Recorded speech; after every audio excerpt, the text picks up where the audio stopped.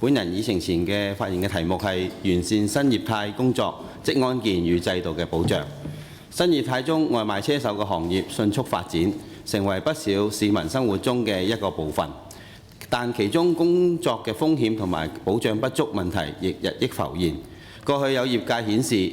過半數嘅接受訪問嘅外賣車手認為現時嘅工作嘅保護措施不足，不少車手係長期承受派單節奏快、時間壓力大、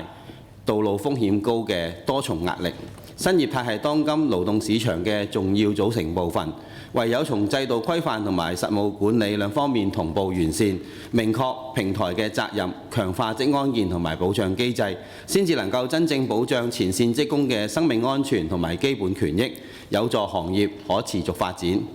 值得肯定嘅係，政府近年係持續推動職安健嘅監察、培訓同埋相關行業嘅指引，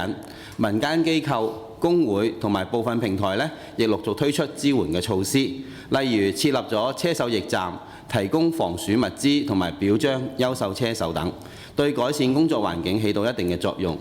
但相關嘅安排始終屬於補充性嘅措施，未能夠取代制度化嘅保障。近年，本澳已經發生咗數宗涉及外賣車手嘅嚴重或致命嘅交通意外，社會各界均作出關懷行動，並自行組織捐款支援家屬。但面對高風險、長時間運作嘅新業態工作，制度上嘅保障仍然不足，同時亦凸顯咗新業態職工喺工傷保障、職安健同埋風險承擔方面嘅缺位。為此，本人有以下3點建議：一、研究建立新業態職工基本保障框架，釐清核心責任。內地而家對外賣平台有新嘅國標要求，並定下咗明確指引，建議政府以外賣車手為切入點，研究訂立新業態職工嘅基本保障原則，清晰界定咗新式平台企業喺工傷保險、第三者責任同埋工作期間風險承擔方面嘅最低責任。同時檢視已經實施咗30年嘅工作意外及職業病法律制度，是否足以回應平台型、靈活型嘅工作嘅實際需求，以避免意外時嘅責任模糊、賠償時間過長嘅情況。第二，優化制度設計，由源頭上降低交通事故嘅風險。現時國內行業嘅新標準設定疲勞提示，